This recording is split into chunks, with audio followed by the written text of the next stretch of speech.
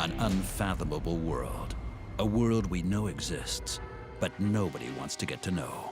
The men incarcerated here are extremely dangerous. Those are chopping up heads and everything. Total anarchy. Another inmate attacked me. He stabbed my eye. The more corrupt, the better for me. Behind bars is a struggle just to survive. I don't hurt anybody else. I just hurt myself. And only the strongest will survive. I keep on fighting to get out of here for them. Their lives are always in somebody else's hands. Pretty much caged animals. They'll lock you up and throw away the key. Behind bars.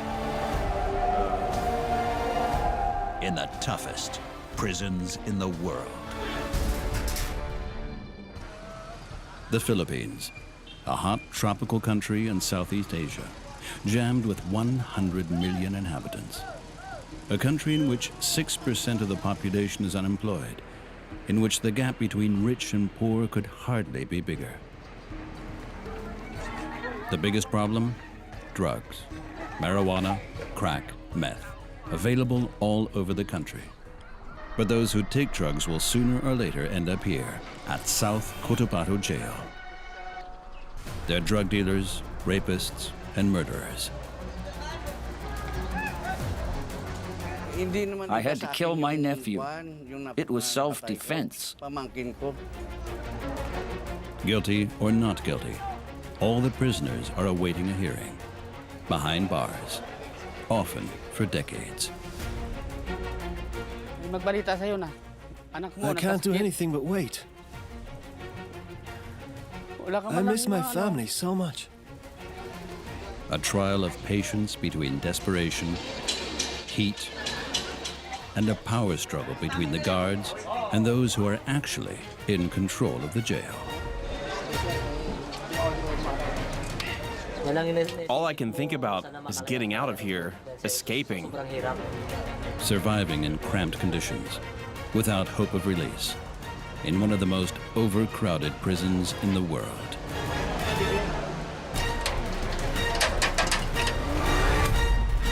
The South Cotabato Jail.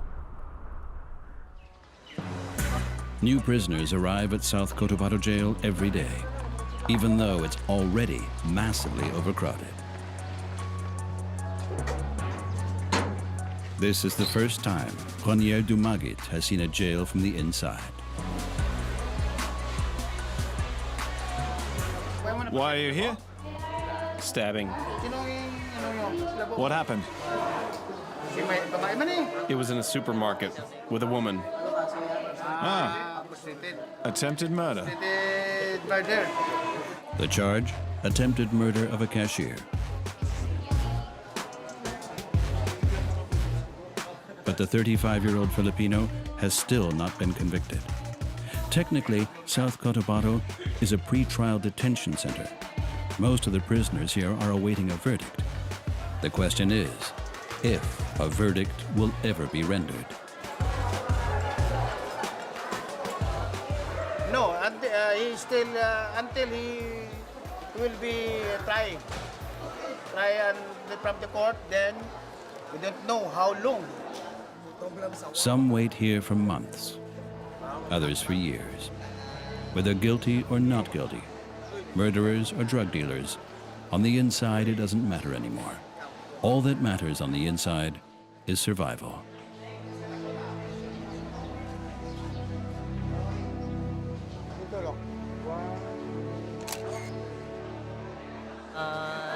I'm really nervous. I don't know what'll happen now.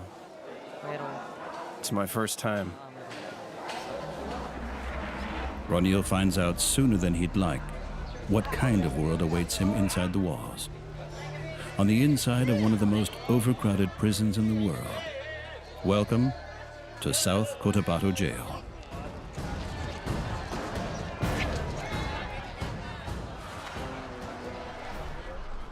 A jail that is bursting at the seams. The average temperature is a tropical 35 degrees Celsius. About 2,000 prisoners wait out their time in a space designed for a number only quarter that size. They live like caged animals. Sweat, heat, no privacy at all. Desperation and rage, all concentrated in a space that is much too small. In his very first hour in jail, Ronil will find out who's in charge, who occupies what place in the hierarchy, and what awaits him here in the future.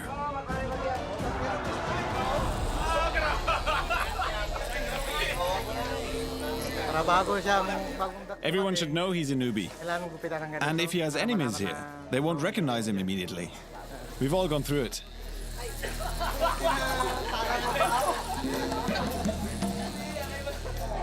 As a new prisoner, Ronil is at the bottom of the jail's hierarchy. He has no rights. His belongings do not remain in his possession for long. The goal is to break the newbie.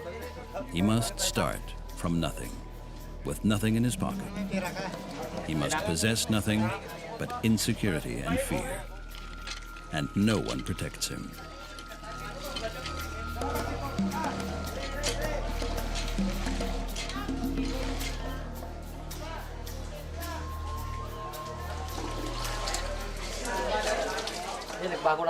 I'm miserable. Everyone's watching me.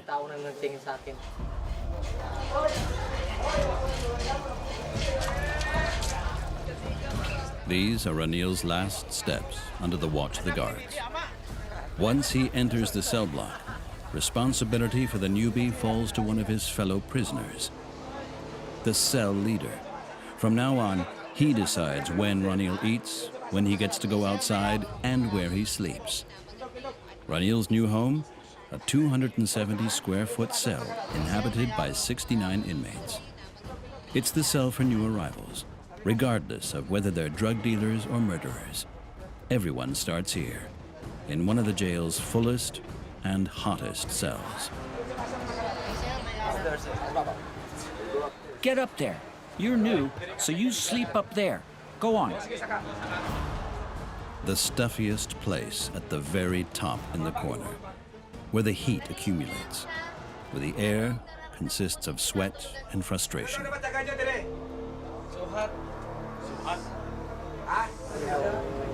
Being here is terribly stressful. I've never been anywhere like this before. Starting now, Ronil must stay in the cell for 15 days. He can only go outside when the cell leader lets him and accompanies him. Ronil has no say in the matter. Only those who follow the rules survive in South Cotabato Jail. The biggest problem? The jail is utterly overcrowded. In only 2 buildings, designed for about 600 inmates, 1,618 prisoners are doing time. About 150 of them are in so-called punishment cells, cells that are always locked, for dangerous criminals, repeat offenders, or sick inmates. The oldest are in a separate wing for seniors. Also in a separate wing, apart from the men, are 400 women. Essential for survival are the jail's kitchen, the prayer room, and the visiting area, which is open once a week. The entire compound is patrolled by only 5 guards. And their hands are tied. 20 public servants against about 2,000 inmates. An unfair fight. Rodrigo Baludio has been a jailer at South Cotabato Jail for 18 years. It is his job to keep the peace. But he must always keep 3 things in mind: the danger to his men, corruption, and maintaining a distance between guards and prisoners.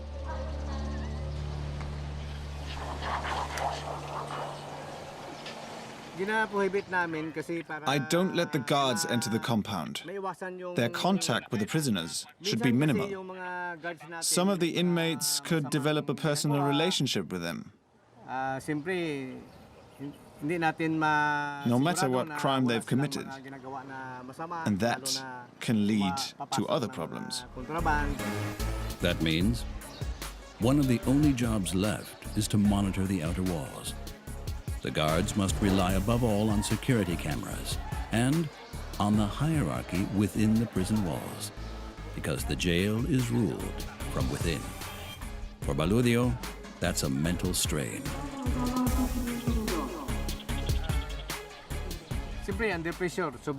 I'm always under pressure. Every time my phone rings, I get goosebumps. I know that a call means problems, that something has happened inside, and I have to solve the problem as fast as possible. Fights, escape attempts, hunger strikes. Baludio has seen it all. But he can't change the situation in the jail.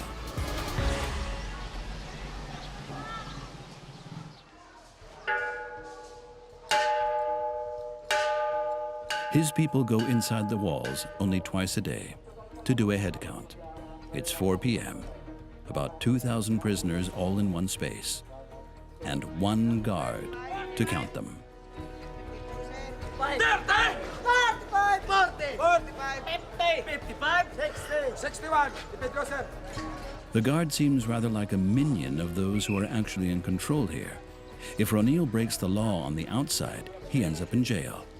Inside, he pays with his life. The one with the power to decide is known as the president, El Presidente. He is the boss in South Cotabato Jail. We have rules here, and you will follow them. Got it? Yes, sir. Respect me and do what the marshals and I tell you. Then you'll be fine. The hierarchy is clear. On top, the president and his helpers, the so-called marshals, armed with clubs. At the bottom, newbies, like Ronil. Otherwise, the only way to power is money. Prisoners with money can buy what they need to survive. Cigarettes,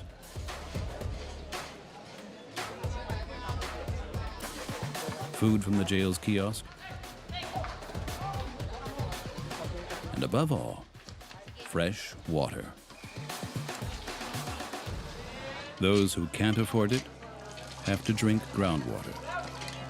On the tropical Philippines, with an average temperature of 35 degrees Celsius, this is a dangerous proposition.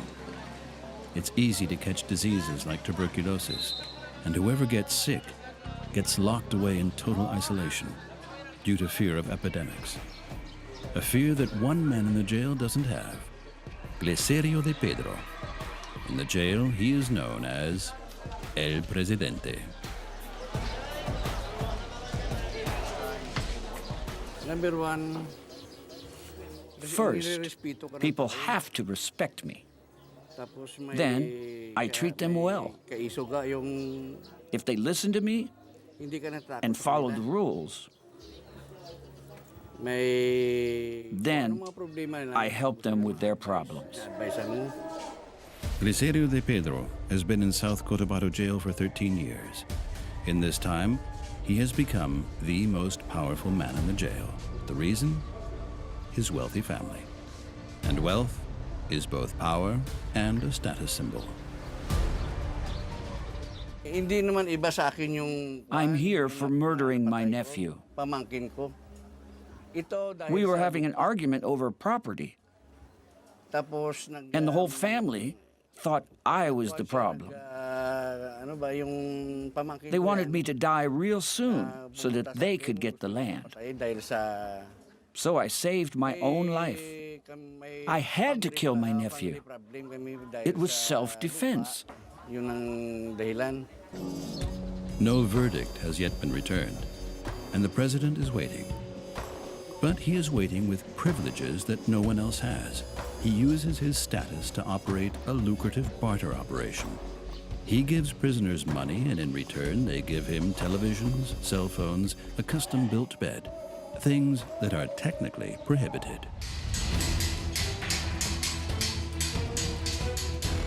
No one messes with the president and his marshals. Even the guards leave the most important job to the marshals, locking down the cells. It's 5 p.m., and about 2,000 prisoners have to be put back behind bars. Those who don't obey feel the whack of the club, or the power of the president, a system that seems to work, based on respect and fear.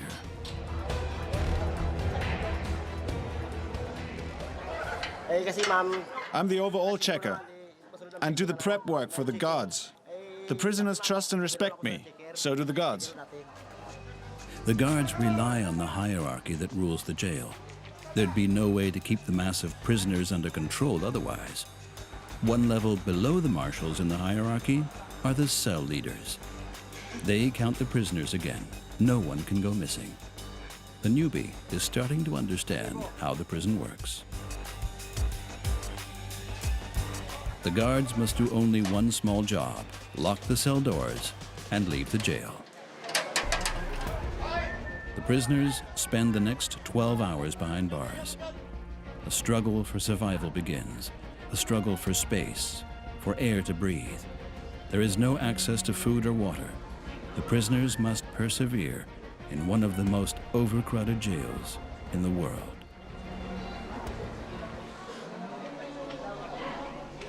A prison built for 600 inmates. At the moment, 3 times that number are behind bars here. About 70 people occupying about 100 square meters. The average temperatures are tropical, humid, 35 degrees centigrade. Hardly anyone can sleep. They just have to wait it out, to distract themselves, to get through another night, to survive. For the newbie in extreme situation, it's Ranil's first night behind bars. It's unbelievably hot. I can't breathe. I feel claustrophobic. I don't know how I'll make it. The 35-year-old has no choice. He must persevere. If only for his 4 children and his wife, who are waiting for him on the outside. Night falls. Darkness settles over the jail. All the prisoners are behind bars, except for one group of people that is allowed to move around at night.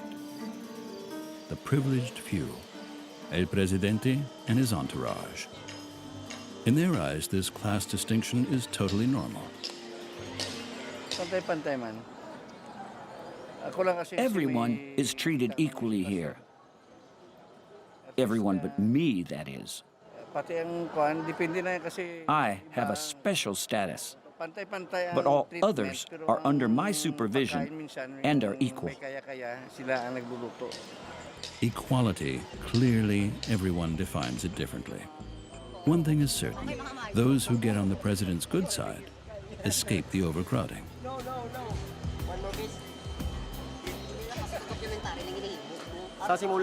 When I got here in 2002, I wanted people to trust me.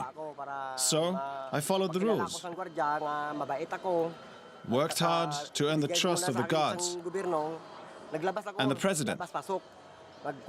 It wasn't easy. I had to work hard to get their attention. An unfair game, one that almost 2,000 prisoners can only sit and watch. But how did the jail get so inhumanly overcrowded in the first place? The reason is President Duterte's war on drugs in the Philippines. Duterte wants to clean the country up in a drastic way. Over a period of 6 months, he had 4,000 drug dealers murdered in broad daylight. The country has become a police state. Out of simple fear of being killed, in 2017, about 1 million drug dealers turned themselves into the police. And every day, the president throws hundreds of people behind bars. The prisons are bursting at the seams. But the Filipino justice system is not prepared in the least to deal with so many people. With over 700,000 pending trials and only 1,600 lawyers, a verdict can take years. Years in which the prisoners in South Cotabato Jail must wait in suspense. Ranil has now made it through at least one night. The night was hot and long. I didn't really sleep at all. I always thought of my family, that they're out there all alone, without me. It's the following morning, 5 a.m. As a newbie, Ronil is not yet allowed outside with the others. He has to wait and returns in his thoughts to his wife and children. He's not the only one with such thoughts here. Many are plagued by them, including Janelle Berges. The 35-year-old has been imprisoned for 5 years for running a con. He is accused of embezzlement and defrauding customers. He acted out of necessity to help his family scrape by. So many happened in my life. I realized that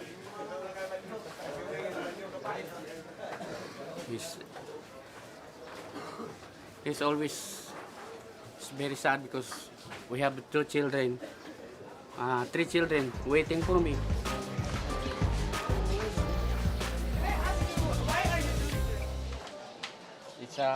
It's my song of my son. What would I do without your smart mouth? Throwing me in you, kicking me out. Got my head spinning, no kidding, I can't pin you down. For Janelle, it's above all the desperation, the waiting that makes jail so hard. Meanwhile, he has arrived at the middle of the hierarchy. That means he is allowed to cook and prepare food with others that they bought themselves. Everything is done under the watchful eye of the marshals, of course, and of the president. Still, knives and sharp objects are allowed. No one rations the portions, but all this requires money for chicken, fish, or rice, or generous visitors. That's why Janelle pools together with a few of his fellow prisoners. As they say, a problem shared is a problem halved.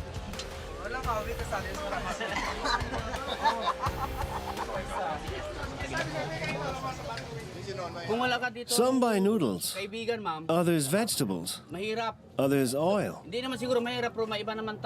It's very difficult to survive on your own here. You're often sad, lonely, and then you just sit in your cell. You eat the food they ration out. And without friends, you've got no one to talk to about your problems, about the waiting, and the abiding hope for freedom. You go crazy. Psychologically, the situation is unbelievably difficult. And no one can escape from the situation. Above all, the newbie, Ronil is under constant observation. He's not prohibited from cooking his own food, but he has to earn the privilege first, with cleaning duty. At least that lets him spend some time outside. Can he enjoy some fresh air? In jail? No chance.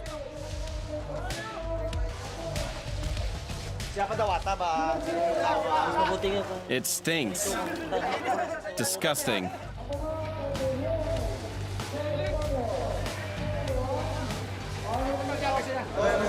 At least I'm outside and can move around.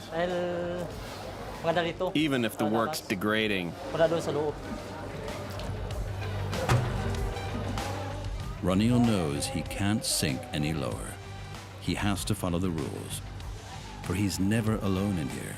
Everyone sees him, sees every misstep. And every misstep is punished with food deprivation. Come on. Get up, get in line. 9 a.m. Mealtime is the high point of the day for newbies and the low-status prisoners. A bowl of rice with vegetables. The next one won't come for several hours. And they eat in the dark cells of South Cotabato Jail.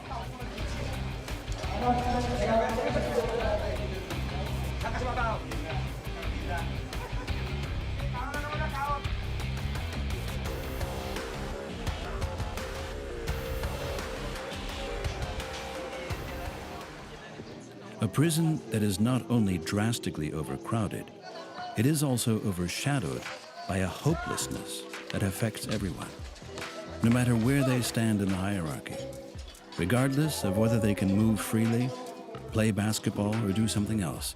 It's all just a distraction from the waiting, from the constant hope and disappointment. Almost no one here has been convicted. Almost all are awaiting a verdict. Hearings do take place every month, and with them lingers the hope that one's own turn will come, one's own turn to be free. But waiting for a trial and a verdict can last years, sometimes decades, if it ever comes to trial. Those here the longest have been waiting for over 15 years, a psychological strain that not everyone can withstand.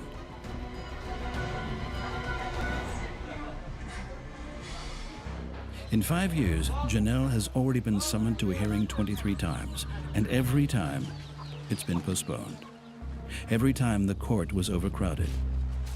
He wishes he could turn back time, give back the money he stole. The worst part about it, his wife is only a few meters away from him, also behind bars, in the wing for women, as an accessory to his fraud. It's all my fault.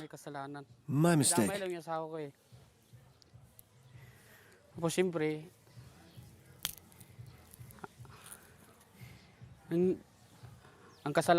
It hurts every day to know that my wife is behind bars from my mistake. We're both imprisoned. And what hurts even more is the thought of my children. My wife can't see them and can't take care of them. Our children are alone when they have problems. We can't help them. We can't contact them. Can't even give them moral support. I can't do anything but wait. I miss my family so much. I can't take it anymore.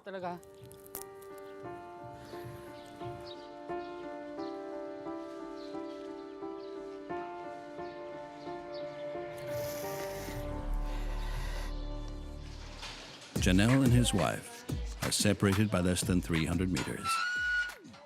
Lovelyn Bejes is also behind bars in South Cotabato Jail. The reason? She is accused of having known about her husband's fraud.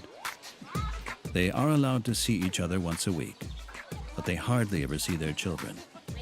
They live too far away, are poor, and can't afford the trip to the jail. The other women are in a situation similar to Lovelyn. Most are in jail for abusing drugs and prostitution because of the fast money and the hope of somehow escaping poverty. But that desperation has driven them into an even deeper futility, into a hopeless waiting.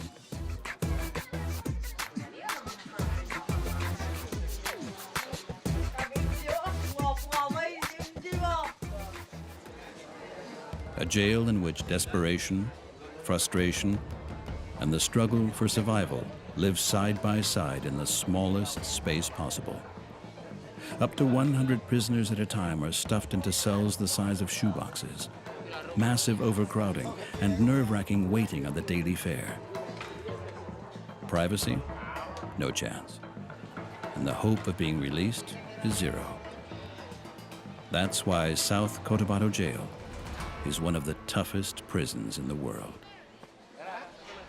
It is a massive undertaking for the guards, a huge mass of people that can barely be managed, that rules itself. Rodrigo Baludio uses the last power play at his disposal. Time for a so-called Greyhound, a surprise inspection of the cells.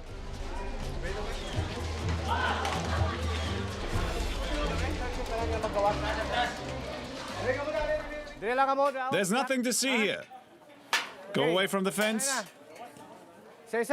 And you all, get out here.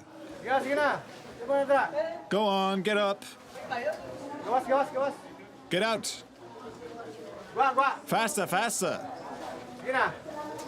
Hurry up.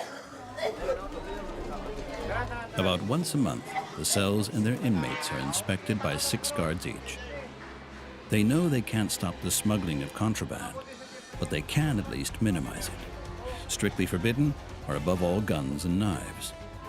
Everything that is dangerous or even lethal. Baludio is not surprised to find something right away. And now comes the hardest part of the job.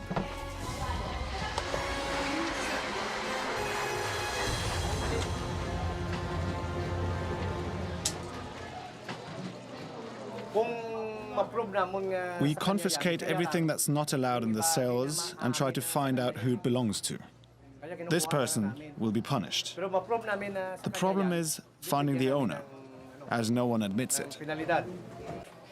All the same, Baludio's team gives its best effort.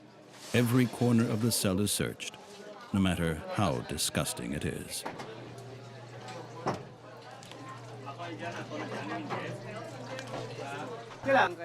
It stinks in here like old urine, but it's my job. This is part of the job. Except for visiting days, the prisoners are forbidden to have contact with the outside world.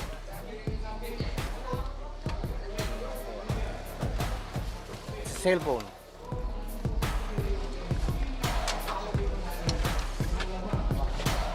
Isolate namin siya. Walang pribileyo. If we find out who the phone belongs to, he won't be allowed to have any more visitors and will be put in solitary confinement.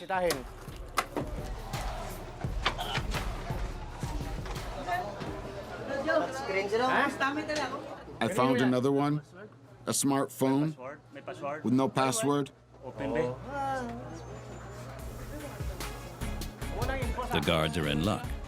If they find the owner, they'll finally have the upper hand and can set an example by punishing him severely, and thus win some respect. I'm not sure, but I think he's in this cell. We'll check.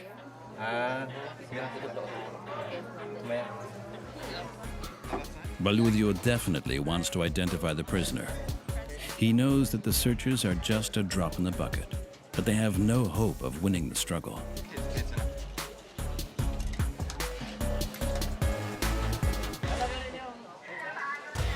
There are too few of them to keep all the cells in check, but every fine and every punishment means a tiny bit more authority in one of the toughest prisons in the world. Authority that Ranil also feels. He quickly learns whom he has to respect. Even the 1 hour a day he gets to spend outside is not for free. Why don't you move over? Let him sit down.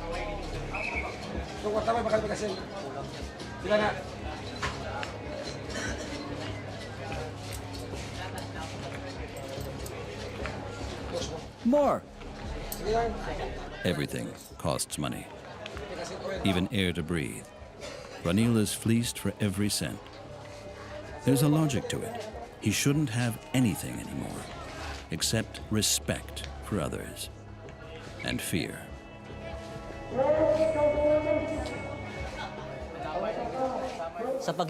I can't take it here. I can't stand all the people. Inside, I can't breathe. And outside, I'm not myself. And all this because I got in a fight with a cashier. Ranil says that he got in a fight over money with a cashier while on drugs, and her boyfriend pulled a knife. Ranil had to defend himself.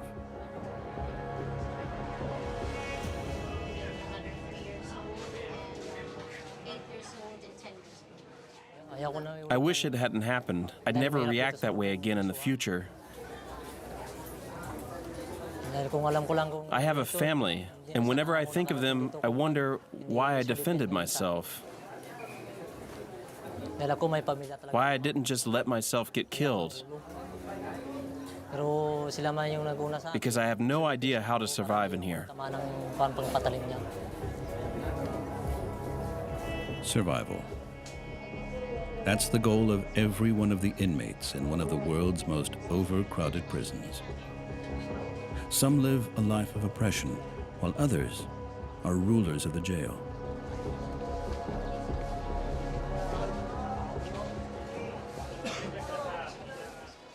Still, today, is the one day a week everyone waits for, that has great meaning for everyone, because everyone needs visiting day.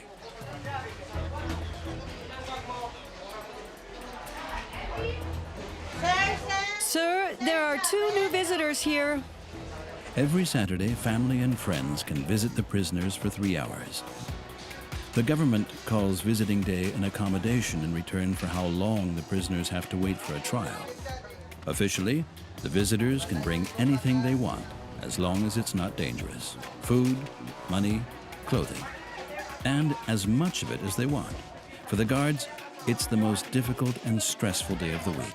Secretly, they know they can't check everything, but they at least try to find contraband, knives, guns, cell phones. Anything lethal or that provides contact to the outside world has to stay outside. We try not to miss anything, but certain situations make it easy to smuggle things in. These days are always so hectic. None of us is perfect, of course. But we do our best.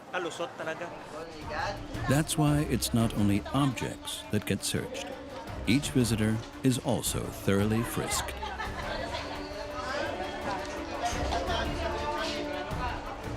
Give me the fish and go into the booth.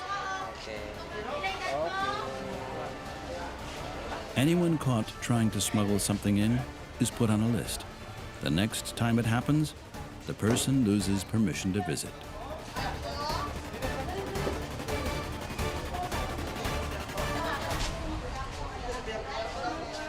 Lucy and Syrah visit their father in prison every Saturday.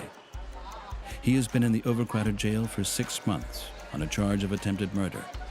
As with everyone, it's unclear what really happened, how long he'll be here, and if he'll ever get out again at all. But one thing is certain, his family needs him, and he needs his family.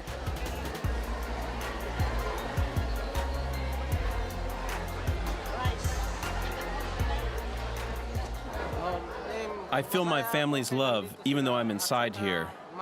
They know I'm a victim. They stand by me. I'm happy they visit me every week. I need my husband. I'm all alone with the kids. I hope he gets justice soon.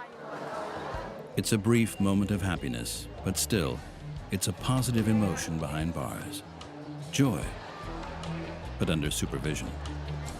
The supervision of the marshals, and of the president, of course.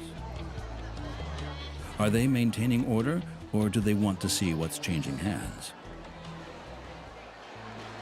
At least today, they're giving their inferiors a small sense of freedom. Look what I brought you, Dad. In the Philippines, around 70% of children grow up without both parents. Lack of money drives fathers to work far from home in big cities, or they resort to crime. And criminals land in the endless holding pattern of the country's jails, like South Cotabato Jail. Here, the wish for freedom is and remains for most prisoners just that, a wish.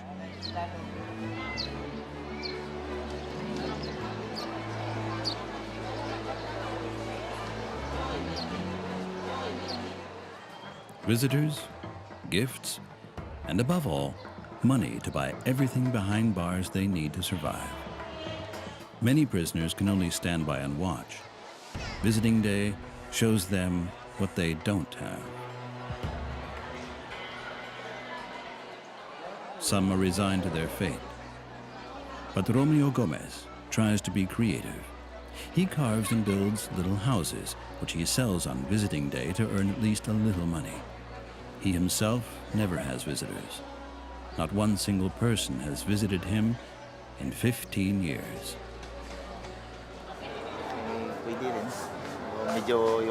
It's because of my case. It all began when I developed a good relationship with my niece. We were very close, and the family was happy that I took care of her. Until this unexpected thing happened.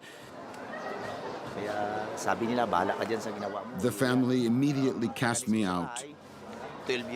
They said, now you're on your own. We don't care what happens to you. He hasn't been convicted by a court, but his family has condemned him. Even inside the walls of the jail, no one wants anything to do with him. He lives in the somewhat more spacious wing for seniors, and he survives only on the daily food rations and begging.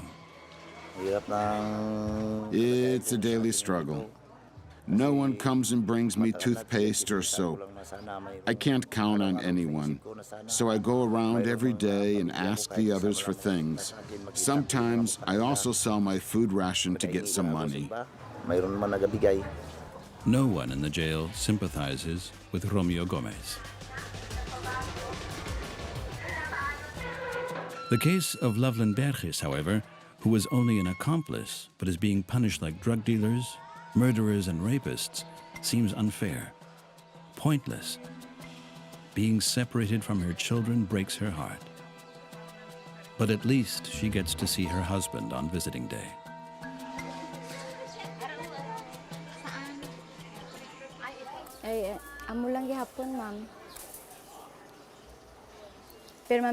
I'm nervous before every meeting.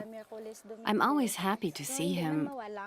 But above all, I hope each time that our children will come visit us.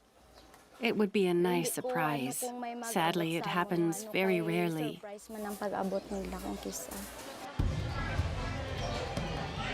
It is hope that helps Loveland persevere behind bars, the hope of one day seeing her children again.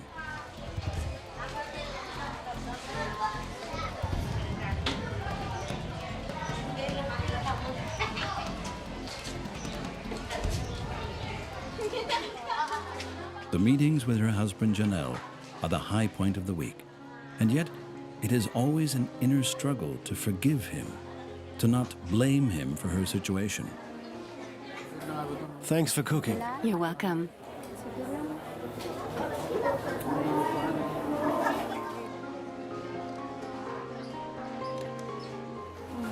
Let us pray.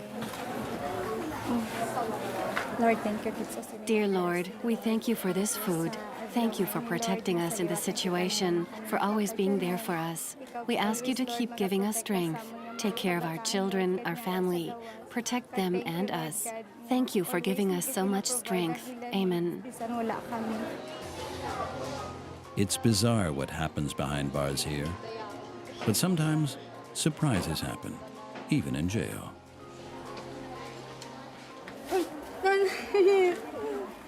Walay kamera, oh.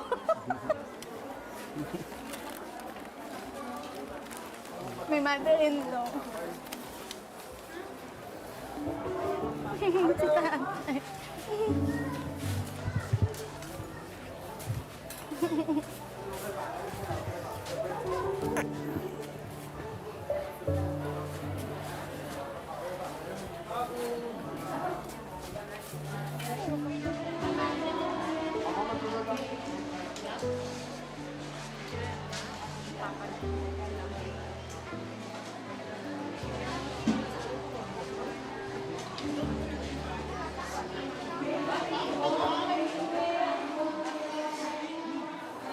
I am so happy. If only my wish came true and such things happened every day. I really want to talk to them daily, to be in contact with the outside world, to see my children. But seeing my in-laws is also wonderful.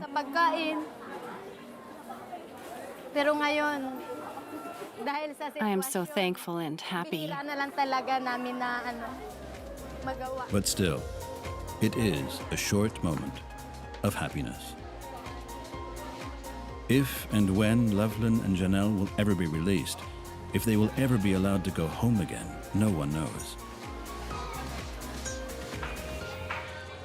Almost none of the 1,618 prisoners. Almost all are waiting for a hearing. Officially, the marshal has a court appearance next month, but will it take place? The president has already given up hope. He doesn't even try anymore to get a hearing.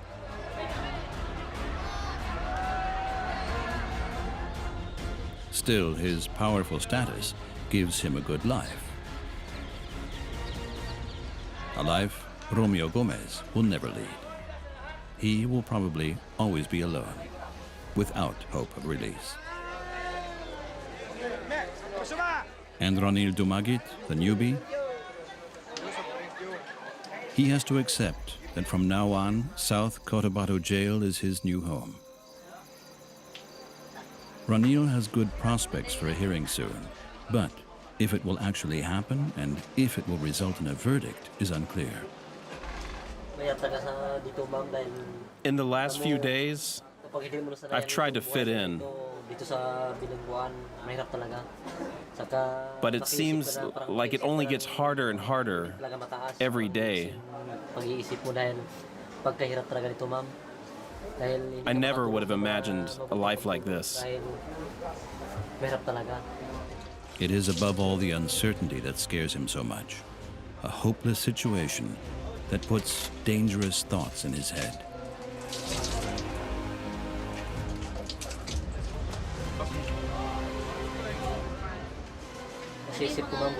I think a lot about how to get out of here. I don't even think about my family anymore. There's just one thought in my head: escape. Getting out of here as fast as possible. I wish I could just escape from this whole situation.